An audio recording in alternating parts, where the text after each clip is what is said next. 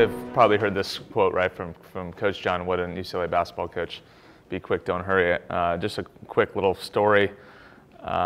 Maybe it's a little bit off topic, but I was actually down in Huntington Beach at U.S. Water Polo offices, and went down there to have a couple meetings. Went to one meeting and realized I was literally out of gas. I kind of looked at my little meter, and it said I had 1 mile left, and I had to meet with John, which he was probably about a mile away, and I'm like, okay, I'm not going to risk it. I'm going to go stop at the gas station. So I stop at the gas station, filling up, and I realized, hey, I got to go to the bathroom really quick. And I'm kind of late for the meeting. I mean, he's giving me a little bit of grief, but a little bit late, been kind of running behind, and so I run in, go to the bathroom, and then I run out. My mind's just kind of everywhere, and I get in the car, and I turn the ignition on, and I drive away, and all of a sudden I hear, and then I stop, and I'm like, oh, shit. And I look in my rearview mirror, and I see this gas pump here dangling from the street, and I realized that I just drove away with the gas pump in my car. I don't know, has anyone done that before? I've turned my car on with that. But have you actually driven away? I started to. Well, I did such a good job that I actually tore this part out of, I don't know if you can see that, the picture's not the best. And yeah, he was rushing me, right? And just, you know, the message here, and I think it's actually, this is a little bit off topic, but I just think it's so important to learn from everything. I literally, at that juncture when that happened, you know, the first thought is like, oh God, you idiot. Like, and I looked over at some lady, and she was just kind of shaking her head at me, this old lady. But then it took me immediately to this quote, like, you know, be quick, don't hurry, right? Don't rush anything. Just make sure you're taking time to kind of see where you are for a second before you start taking off. I just threw up kind of all the slides. I don't know if people can see that. People can see that, maybe? It's kind of small, but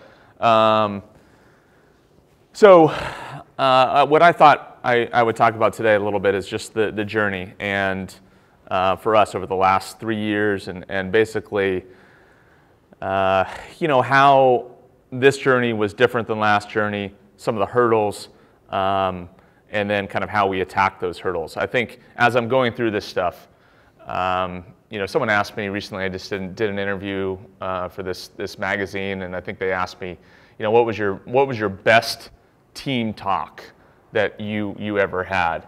And I wasn't sure quite what he meant. Was it something that I said?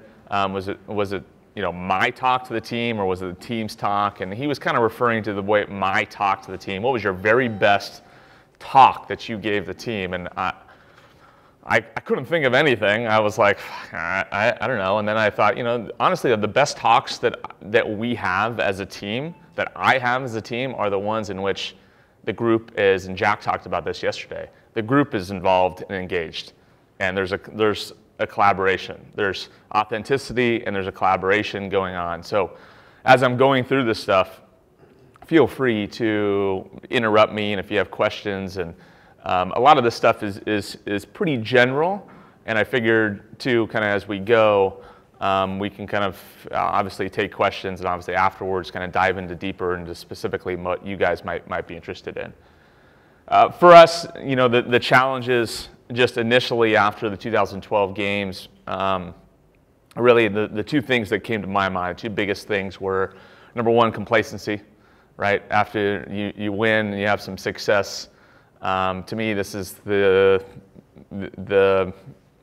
evil word. Complacency is the word that all coaches need to be concerned about. And that was a big concern for me going in. And actually, I think to me, it kind of held true, because in 2013 at the World Championships in Barcelona, we finished fifth. James, you were there. I don't think we played very, very well at all. We lost a quarterfinal pretty handily to Spain. They beat us up pretty good. And then we survived a couple games just to finish 5th. And I think we were, maybe the athletes still probably don't agree with me, but I think we were complacent. I don't think we were ready to attack the next quad. So that was a concern. And I think anytime you're diving into something, you got to know the challenges, right? You got to know the obstacles. And the other thing was just to give you a background, is just the qualifying process for us. This past time was different. As some of you might know, we only had one chance to qualify. It was, usually you have 2 chances, Pan American Games, and if you don't qualify at Pan American Games, which the U.S. has always qualified at Pan Ams on the women's side, you go to the qualification tournament. And since Brazil was hosting, we had no Pan American Games. They took our spot away, so we had to go to a qualification tournament. We knew that way back when, and when we started this journey, and we knew ultimately it would come down to one game. The winner of the quarterfinal games would qualify for the Olympics, and the losers would go home. There'd be 4 quarterfinal games, right? You had 4 qualifiers and 4 people that would lose out on their dreams. So that's a big challenge ahead that we saw, which for us, you know, I've said this quote before, and this is one of the greatest in terms of planning, is always begin with the end in mind, right? So think about kind of where you want to be, what you're shooting for, and kind of start with that. And for us, we didn't even think about Olympics. We never talked about the Olympics. What we talked about was being in Howdah, and that was our Olympic Games, was April or March of 2016 in Howdah. That's where we wanted to peak, and then we'll take care of the rest after that. So with that being said, you know, knowing the challenges, I think the next step for us as coaches is understanding our performance gaps. So the areas that we need to get better at, and as it relates to our opponents, but then also as it relates to our potential, right? So what are the things that if we have a team, and I'm just keep using Spain, if we have a team like Spain, you know, what are the areas, and we have to do this with every team, and in a general sense, what are the areas that we need to, if they're above us, okay, or maybe they're not above us, maybe they're equal, but they have to be above us in certain areas, what do we have to do to get even or above? And then we have to also look at it as, and this is probably more important, as what are our performance gaps for our potential, right? Like, where do we need to improve and excel? And that doesn't mean, there might be things that we do well, and we need to obviously continue to do those things well.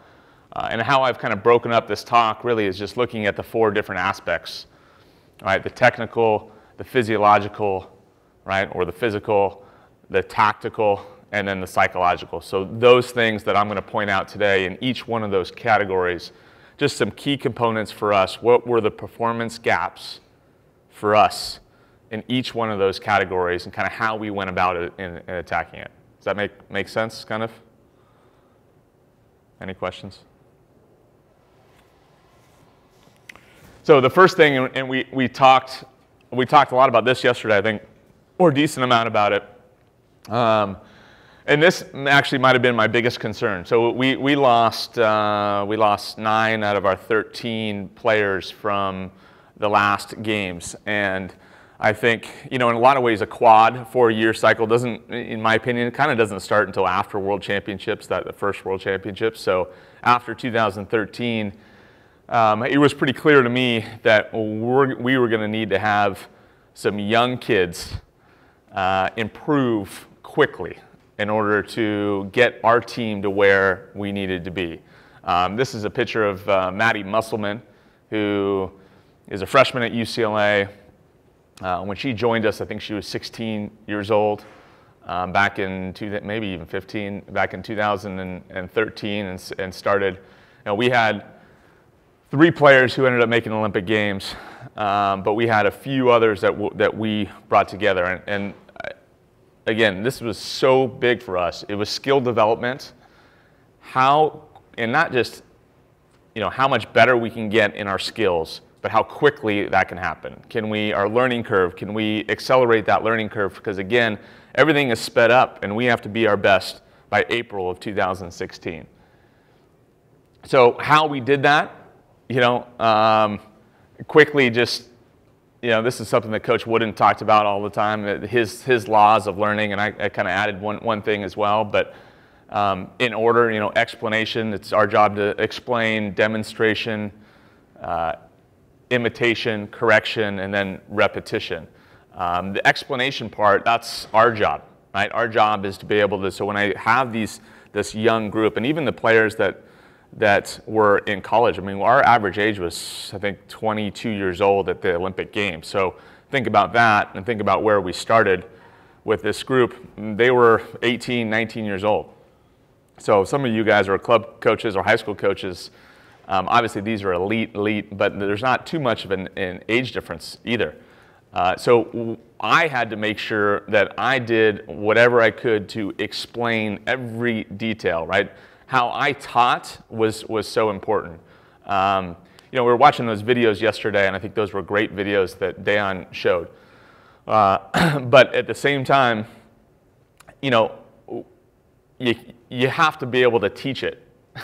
And that's such an important element. And there's so much to teaching. There's every detail, and you can't let anything slip. So there's every detail to those drills. There's the enthusiasm that goes to coaching and to teaching. There's the connecting part that goes to coaching and teaching. And that's what we have to do when we explain. So we explain something, and then someone demonstrates. And in my opinion, demonstration can happen in a lot of different forms. Demonstration can be, I can say, hey, Maggie Steffens, can you demonstrate this drill? And she demonstrates it in front of everyone, right? So that everyone can kind of see how she's doing it. Demonstration happens as well in watching video. And I can't encourage you guys enough. I was, again, listening to Dayon yesterday. Some of the drills that we come up with, that I come up with, are based on watching our team practice or watching the Serbian men play a game. And you'll see a movement, and you're like, oh, okay, I need to try to imitate that. I need to try to, now we need to take that. That was amazing. Now we need to take that and implement that into what our training is, right? So explain it, then we see it, demonstration, and now we try to imitate it.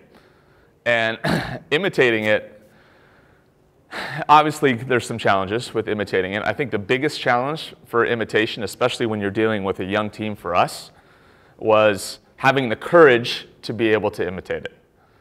Because no one likes to do something that they're not very good at, right? So encouraging them to make mistakes. And the biggest reason why we had some success, and especially our young players had some success, is because they had courage. That doesn't mean that they weren't scared to make mistakes or to fail, but they had the courage to be able to kind of fight through those times. And then correction, right? So they do it, imitation, and then we got to make slight corrections.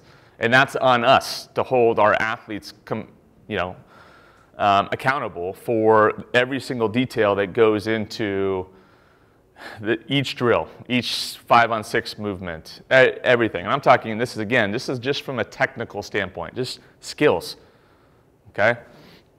And then, lastly is repetition.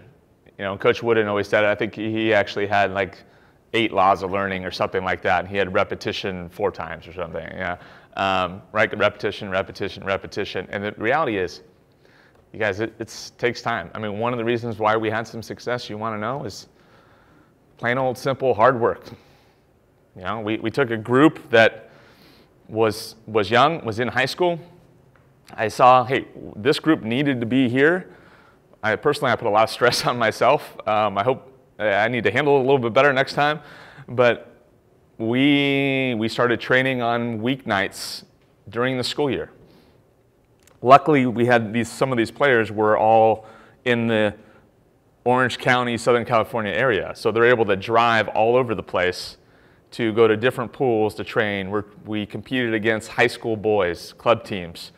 A lot of our players were either maybe playing overseas or playing in college, so they can't do that. I don't have control of them then. I only have control of them from May until August, and then sometimes on training camps. So I don't see them that much. So my biggest impact could be on the young kids and spending that time and just I mean, it was grueling and exhausting, but that was so, so important, that repetition over and over and over and over again.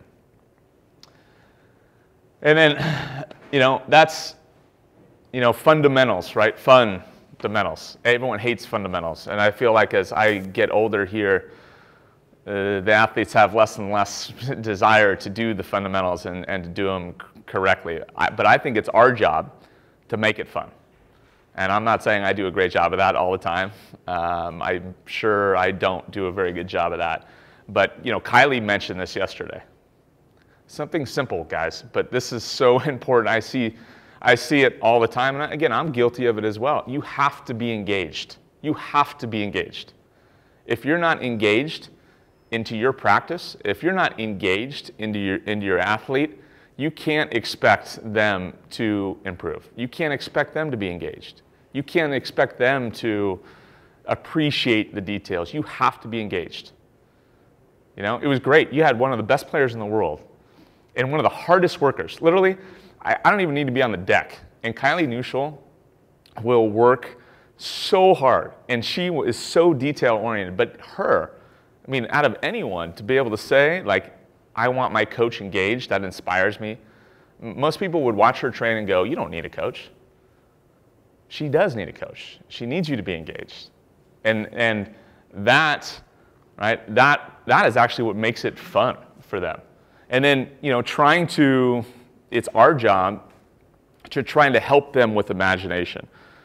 It's frustrating at times because we see things, I think, in our mind of how we want it to look, and we see it, how it applies to the game, and it's our responsibility to be able to put what we're doing in a sense that they can understand and they can relate it to how we're playing the game, right, or a specific situation. And then competition. One of the great keys to skill development and increasing skill development is just competing, right? Because now you start to push yourself a little further. You want to do a little bit more. So creating that competitive environment. And then, I wanted to touch on individual skills versus team tactics. We train a good amount. But I won't even include our morning trainings. But on our afternoon trainings, where we have 2.5, 3 hours, on Monday, Wednesday, and Friday, so 3 of the 5 days during the week, we will spend 50 to 60% of the time doing individual skills. And now I include individual skills, not just some of those movements. To me, that's passing, that's shooting. Okay, but 50 to 60% of our practice is that. And then the rest is some team tactics. Okay, that's how much time we spend. We spend a lot of time doing it. And I think it depends on where you are in your stage, and this is where you have to plan as well. And I'll talk about that in a second. So early on in the season, you have to spend a little bit more time. When we were doing this training with these girls, we would spend, and obviously we had to scrimmage too a little bit, but we would spend 60, 70, 80% of the time doing skill development, individual skills, because that's where we needed to improve. Just want to make sure I got it right. 3 out of 5 days, 50% of the time, individual skills? Yep. Any questions about the technical? And we can take questions afterwards too.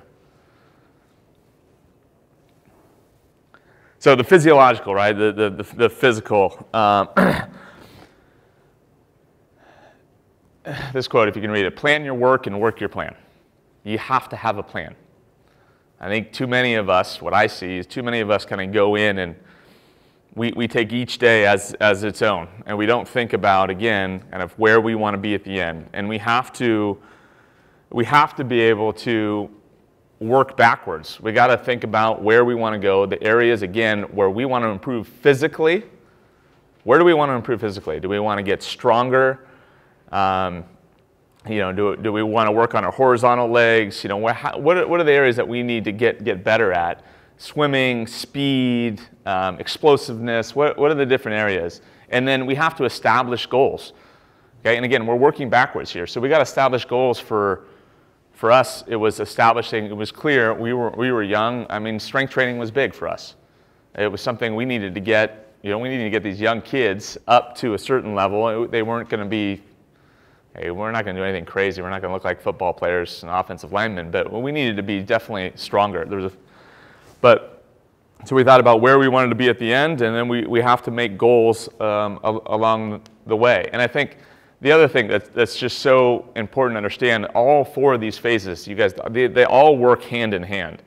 You can't just, there's a correlation. So the physiological is going to help the technical. You want to improve skill development, and I talked about these kids and how our skills need to improve. We just need to be more talented, better skilled, better technically.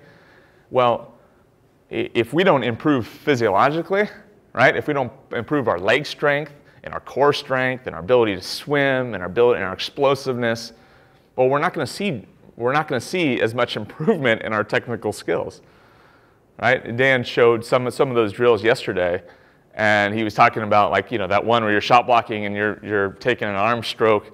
Okay, if you don't have this, okay, you're not going to be able to do that, and there's no sense in trying to do it, okay, until you build enough strength to make sure the strength matches what you're doing technically. And people are always kind of curious, but we have testing. We do testing in the weight room. We do testing. I put together girls don't like it, but I put together like a combine that we do in some sense. That we kind of test a ton of different things. I think it's great. I think it actually gives you a pretty. Does it determine who the best player is? No. Is it totally accurate? No. But I think it gives you a good sense of kind of what the things are that you do well and what you don't do well. And for us, I wanted to make it very clear for them, because it's so important in the beginning of the process for them, not just us, but for them to understand, and how the self-awareness is so big, not just for them, but for us, of what they need to improve on, right? What are the areas they need to work on in order to get where they're going? You want to share some of the stuff in the combine? Yeah, I was going to ask a little bit about the combine. What specifically do they not like about it? They just don't like testing. Yeah, they feel like, it's, I think all players, but especially women, don't like to be tested. It's, it's like, we could have a 1,000-yard swim set that's a test, and they would rather swim 4 grand super hard in a regular swim set than being tested. I think it's just the fear of being evaluated, right? And kind of showing their weaknesses is something that they struggle. And I think some of the things we do is, we have our swim tests are part of it. We do 10 200s with 10 seconds rest. We did 4 sets of 3 100s on 115, best average. You get a 2-minute break. You kind of relate it to 4 quarters a little bit, right? You get a 2-minute break in between each quarter. We do similar set with 50s, and then we do, Dayon was talking about just the movement, right, over the hips. So we'll put, I think it's called the shuttle in football, right? And so we'll put these 2 lane lines, and we'll do a short shuttle, in which they're starting here with their head on the lane line. They got to come over, touch here, touch here. They have to touch it 8 times, and we time them, and then we extend it a little further. And then we go back and forth 8 times. So we're timing their like flutter kick, their breaststroke kick, their horizontal egg beater, their vertical jump. I don't know why I'm forgetting. There's more stuff. But all those things, and we actually, even in the beginning in 2013, we had a little combine competition, right? You had like a different points for every competition to kind of make it fun and get them interested. into it. But I think it's all really beneficial stuff. And the other great thing about the physiological, and again, these things are all tied together. The physiological is tied to the mental, right? So the harder we work, the more confidence that we can build through that hard work. And then as we're testing them throughout the 4 years, and they see improvement, and sometimes it's really hard to see improvement. In swimming, it's really easy, right? I mean, you know when you're getting faster, when you're getting slower. But in our sport, sometimes it's hard to judge that. So we have to come up with certain metrics that are going to be able to give us some confidence. Very similar to what James does, right? I mean, the statistical analysis is a lot providing confidence for kind of what you do. And it's awesome for these. They get so fired up when we did something in 2016 and they saw this huge improvement. They were like, holy cow, this is awesome. Like, you should have seen their faces. They were just, and this gives them, again, this gives them confidence knowing that they've put in the work to help them be prepared. And that little bit, you know, and all these little bits are going to help them obviously perform at a better level. The tactical. So, you know, some of the concerns I had for our team were our lack of center and defender depth. And inexperience. I thought we were inexperienced and not deep up the middle. And I think in water polo is very similar to baseball in my opinion. You need to be strong up the middle. If you're not strong up the middle, good luck. Okay, you need to have good goalie. You need to have good defenders. You need to have good centers. And this is coming from a 5'9" right-handed driver. Okay, we need those people in there to do their job. So for us, that depth was important. So again, going back to the technical, there's certainly a technical aspect to in making improvements there, and the skill development and the physiological development to improve in those areas. So we can't forget that. But I think the things that we needed to make sure we had in place were, you know, a movement-based offense. You know, we had Cammie Craig, who's one of the best centers in the world. But she can't play the whole game. She typically, the most she would ever play in a game would be 20 minutes max. She's usually playing half the game. So who's our next center? We ended up having Aria Fisher, who I think ended up being like the youngest gold medal winning team sport Olympian in history or something like that, as a 17-year-old. But very green, right? Very, very young. So we needed to have an offense that was predicated around mismatches and creativity and movement, and use some of the skills that we had. Use the Kylie Neuschels of the world and the Maggie Steffens of the world and those skills to be able to create some offense. We couldn't just sit around and just all try to play the ball into our center.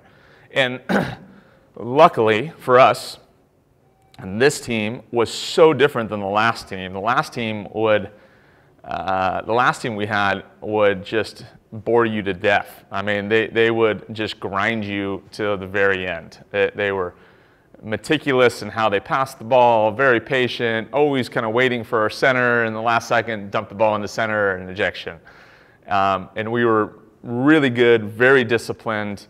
This team could not play that way. We had to be a little bit different. We had to be more creative. We had to be, again, a little bit more free-flowing. So that was an area that we had to improve. And then just with our defender depth, we had Melissa Seidemann. But then after that, you know, we ended up, for those of you who watched the Olympics at all, or especially maybe the last couple games, you might have noticed that Maggie Steffens was defending a lot. She's one of the best defenders in the world, but she's also the best player in the world, in my opinion. So I didn't want necessarily all of her energy to be spent doing that, and we can't have her in foul trouble either, right? So we basically just, in our minds, just pretended like she wasn't a defender for 3 years, because we needed to make sure we developed someone else. But we still knew that we were going to be lacking there. So we had to, I think we've always been a press-oriented type team to begin with. But we had to come up with different creative ways to run zones because we were going to be a little bit weaker here, and make sure I wouldn't say we're doing anything earth-shattering. And that's what the funny thing is. I think sometimes people just want they want the magic bullet. They want the thing that's like, okay, what is that cool defense that you guys ran? Okay, I don't think we did anything like that. I don't think we're doing anything that's mind-boggling or that hasn't been out there.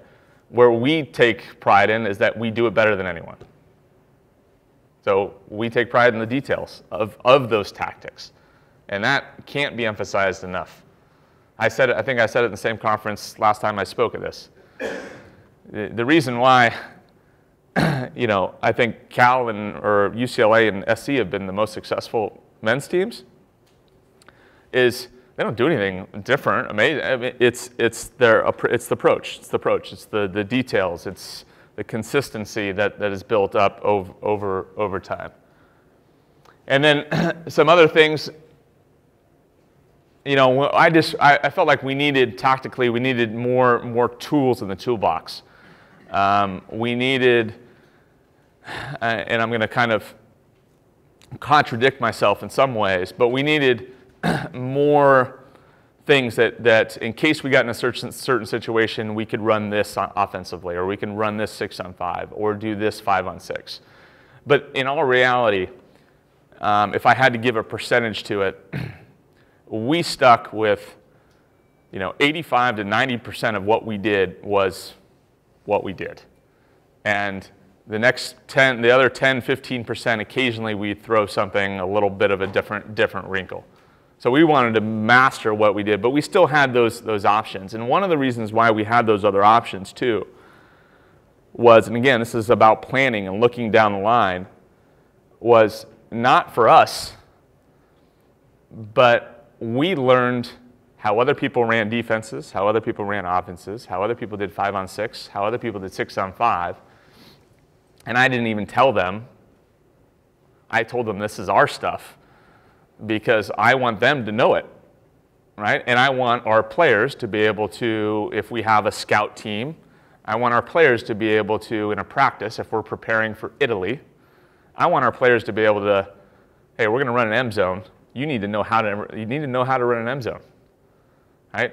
So part of what we did and what we installed into our game plan didn't have to do with us necessarily playing it. It had to do with preparing us to play against it. Does that make sense? And then last thing I just said is just kind of, again, I said that earlier, just mastering your strengths. So the tactics, people can, one defense you'll see some people run is like what we'd call a 25 defense, where you're dropping back from 2. I think Jovan calls it 2S.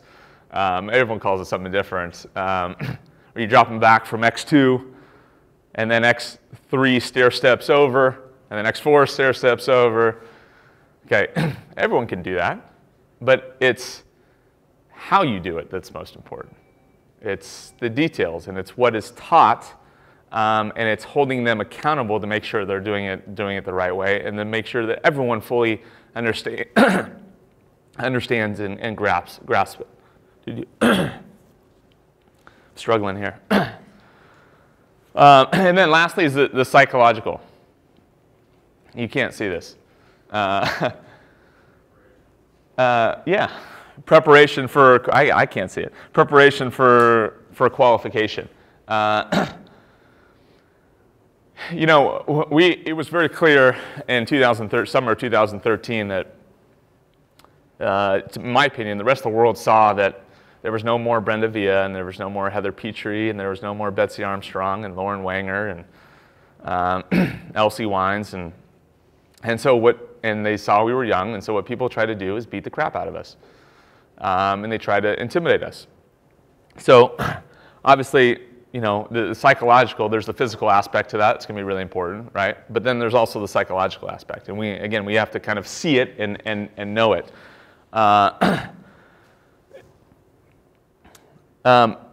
What's next is is mental flexibility.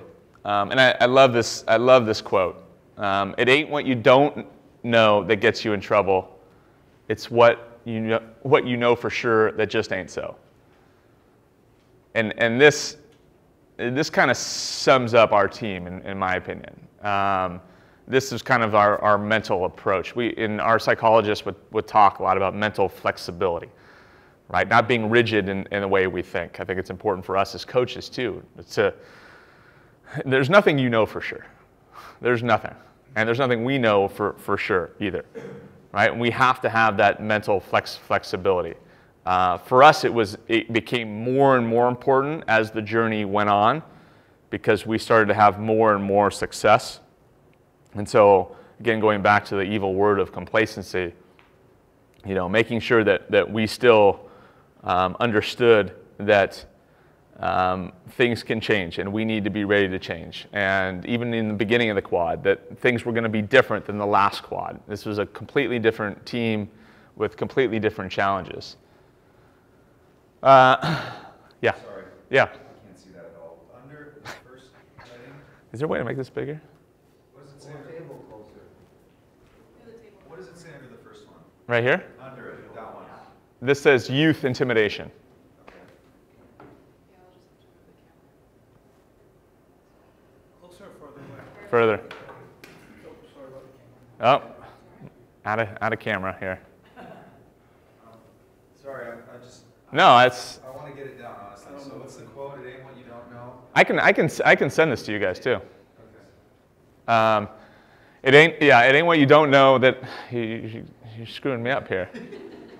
I should know it. It ain't what you don't know that gets you in trouble. It's what you know for sure that just ain't so. Mark Twain. It ain't what you don't know that gets you in trouble. It's what you know for sure that just ain't so. And it's hilarious how often I hear that. I hear people say, "Oh, I know." Like, "Oh no, for sure. What do you mean? This is impossible. How do you know? How do you know?" And that's just not our approach. Psychological. So confidence. Confidence must be earned. Confidence must be earned.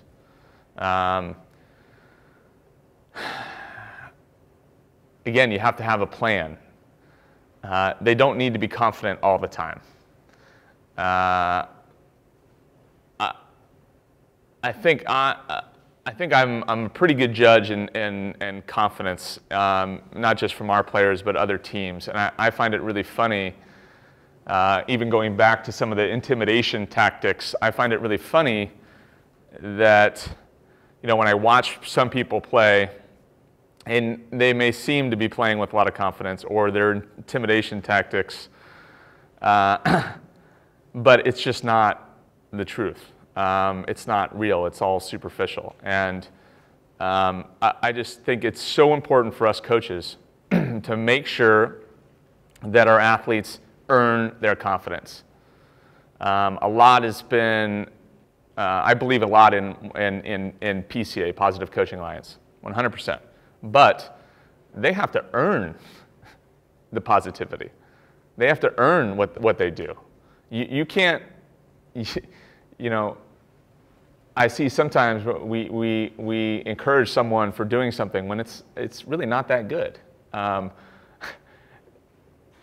That's almost the worst thing in the world because that creates a false sense of reality, right? This artificial or superficial confidence. And there's going back to the word complacency, there's nothing worse than that. You cannot instill that. They need to earn there. Now you need to help them, you need to encourage them, but they need to earn that confidence. And the best way to earn that confidence, I'm going to slip down here where it says just overcoming adversity and challenges. The best way to earn that confidence is by overcoming challenges and adversity, right? Is by seeing improvement. So even going back, again, seeing how these things are all tied together. The skill development, the technical aspect, hey, we're going to bust our butts and put in a lot of work in the fundamentals to kind of improve those skills, there's a certain confidence that comes with, hey, this one, couldn't do this 6 months ago, but now you got it down, right? There's a confidence, there's a mental aspect to that, and it's our job to be able to push them through those challenges, even in a specific thing like that.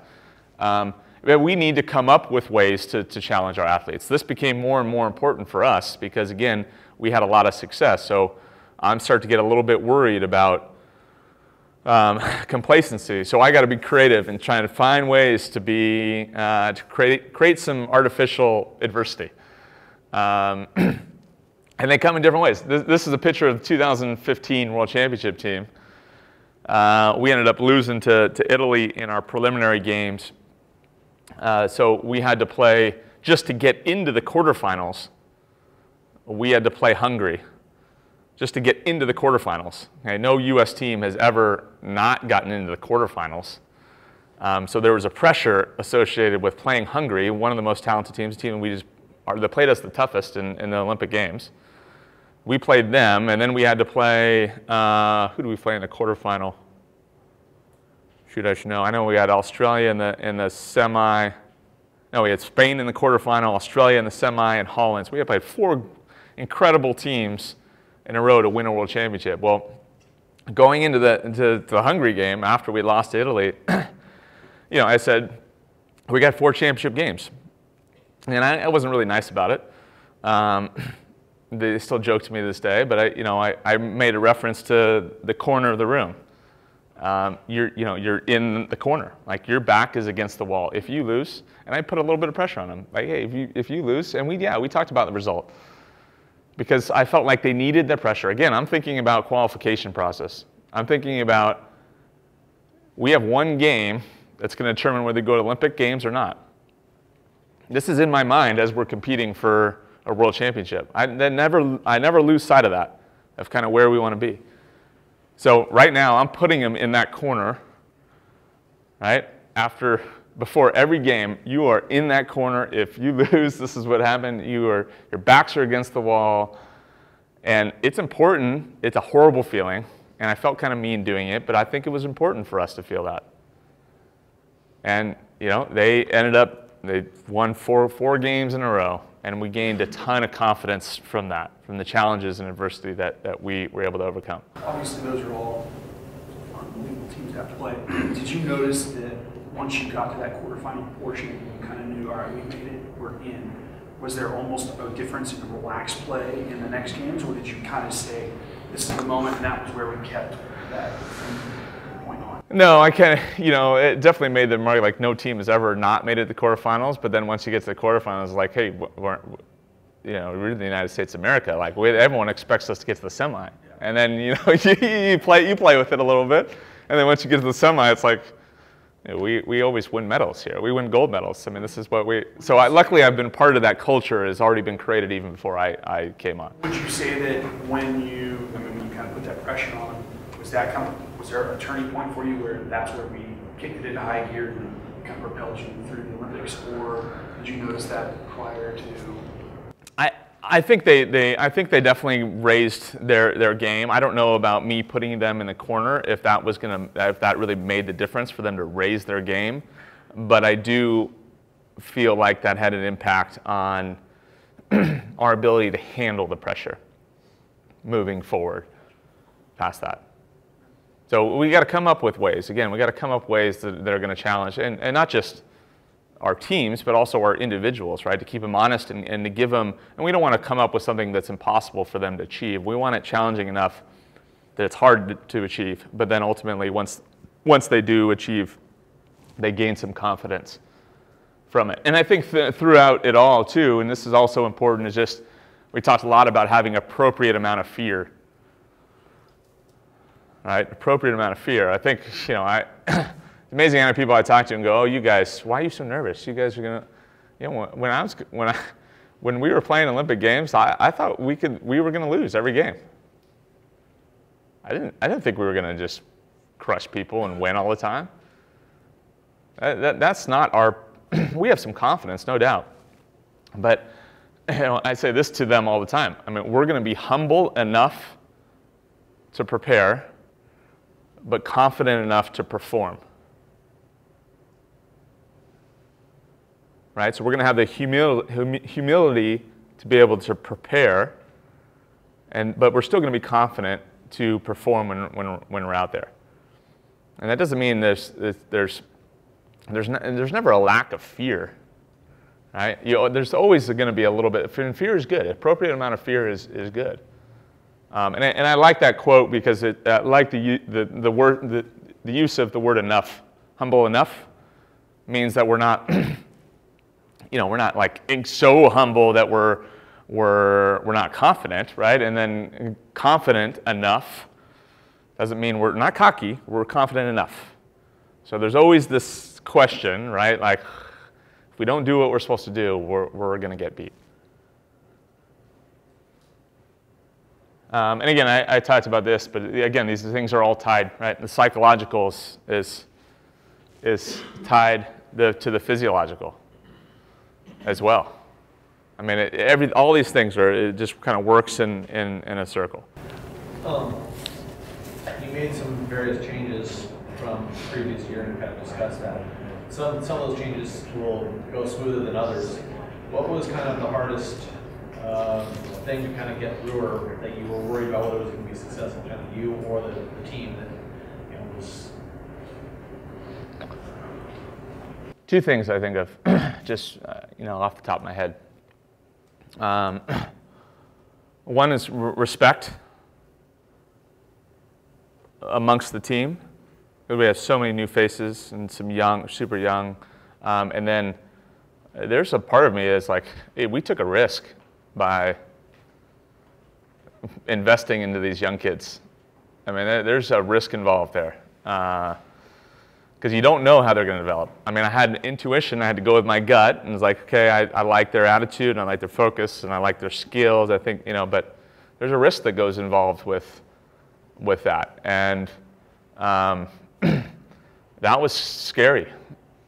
That was scary. I mean, I talked about how courage was important for them. It's important for our staff, too, to have the courage to be able to make those tough decisions, to be able to see long term. And then the other thing is respect. And I think the last group had played together for a while. They were all pretty old and mature, and so I think there was a certain respect there that they had that was kind of built, but they had. This team was coming in from all different places.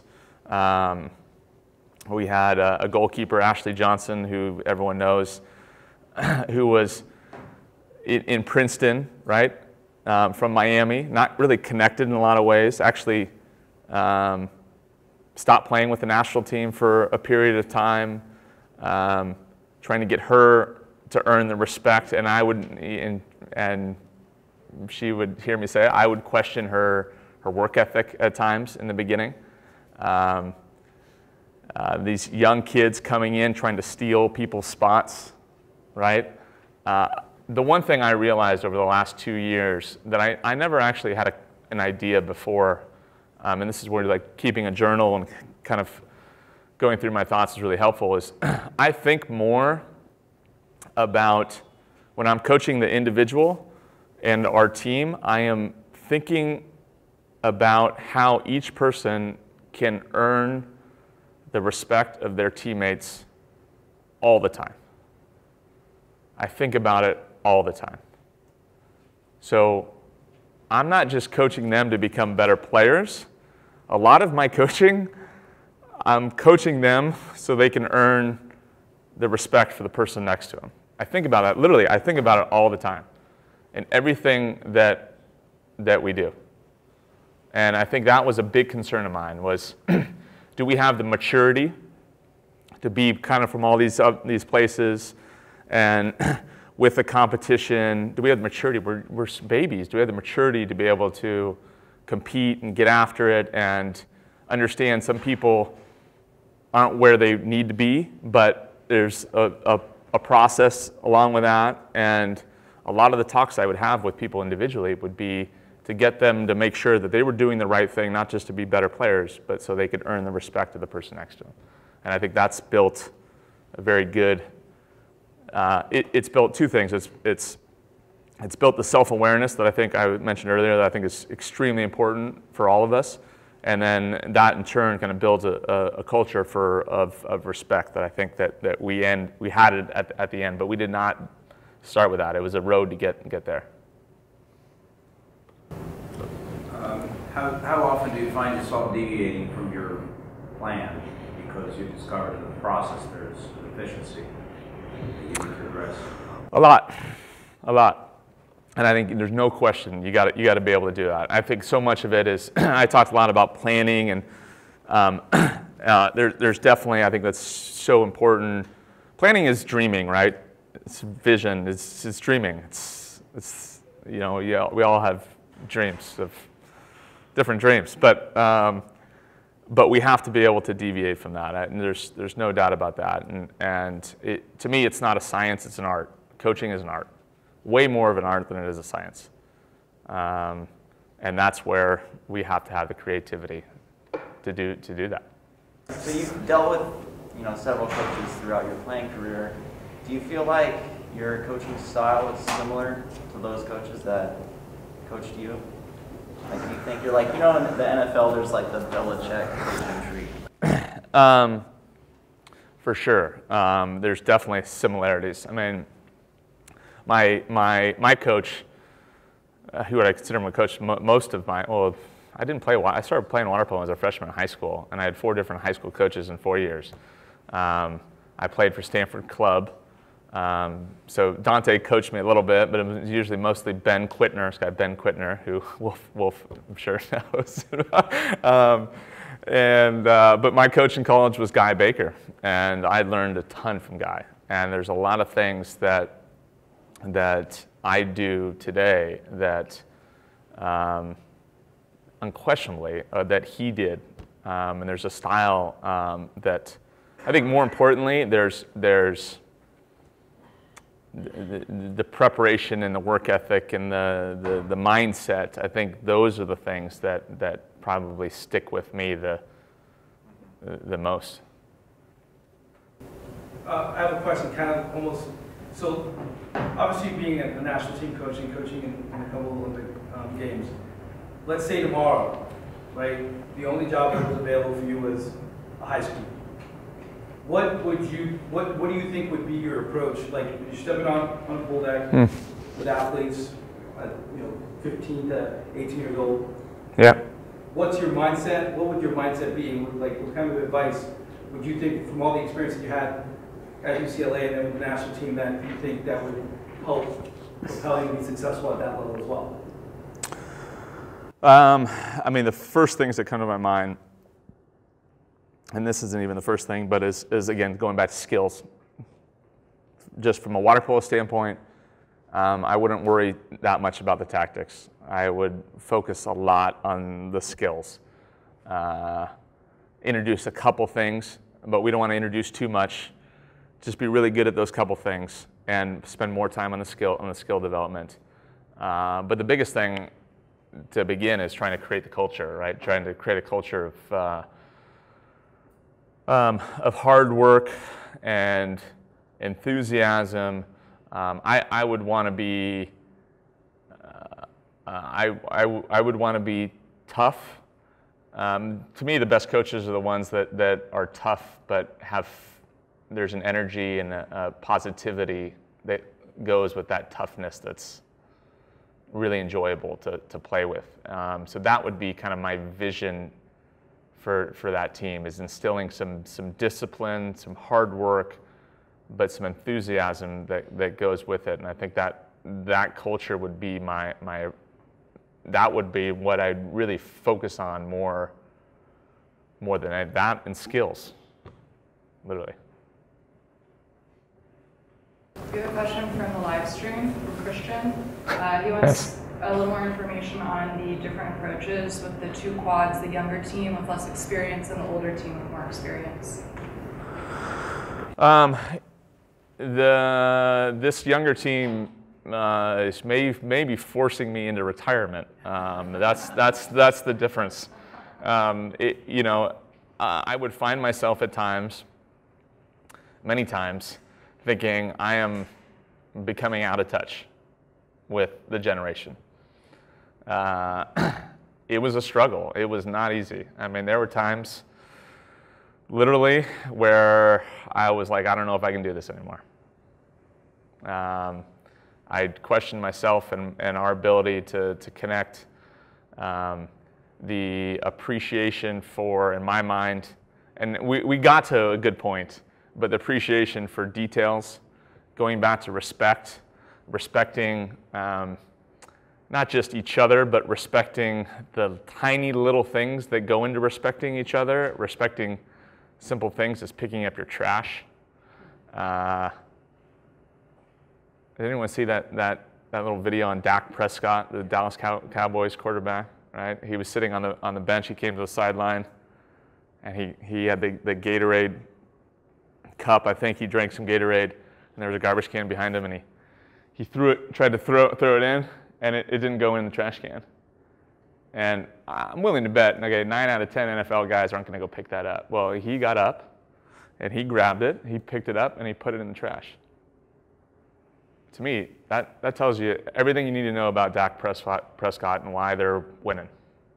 It's really simple, because he appreciates the details, and he has the respect of, you know, there may be one person out there, maybe it's just one, maybe it's two, but there may be someone who gets really offended by someone who doesn't do that, and he wants to make sure that that does not happen, that he earns the respect of everyone.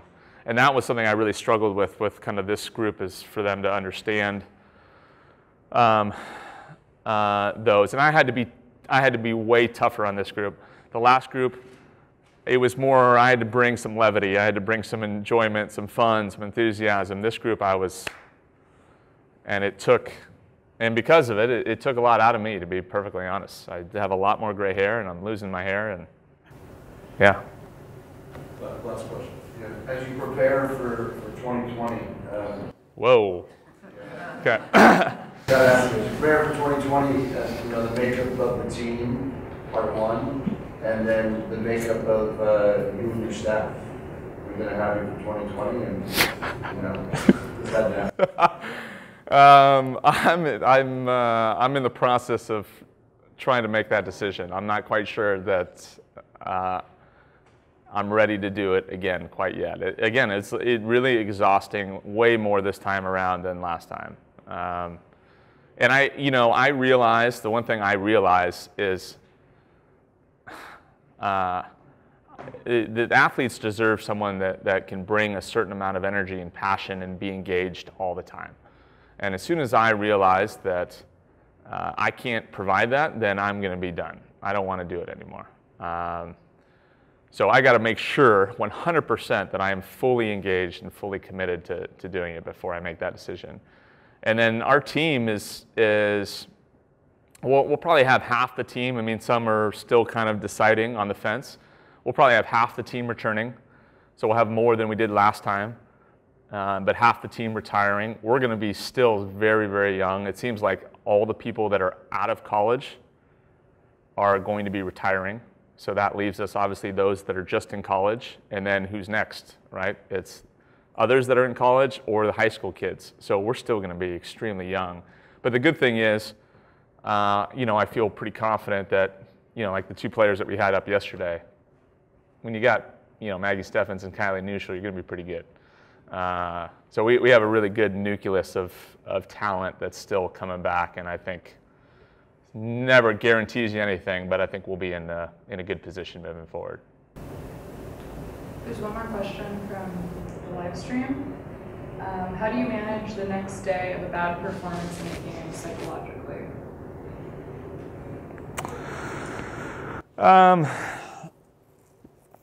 I think it depends. And again, this is where it's so much of an art than it is a science. I think you have to understand where they are psychologically. And again, I'll keep going back to, you don't want to just make it better that day. You got to be thinking about where you want to be 6 months from now, a year from now. And so sometimes it's good for them to sit on a bad performance and kind of have that feeling in their heart for a little bit longer. But sometimes it's good to just be able to You know, if you feel like they're reeling and they need a boost, they're kind of teetering on this line where it's just going to get worse, then you got to build them up. But I think so much of that is having a feel. And the last thing I'll say is that feel and that art can only happen for us as coaches if we are fully engaged and immersed in the process. It sounds kind of simple and maybe a little bit corny, but we've probably all been in a position where this is where it's so different, in my opinion, being an assistant coach to being a head coach. Assistant coaches are great, but they don't know, and because they don't know all the time because they're not fully immersed in it all the time. It's a different feeling, and when you have that feeling, you can make the proper decision. But if you don't immerse and commit yourself, then you're not going to have those feelings and be able to make the correct decisions moving forward.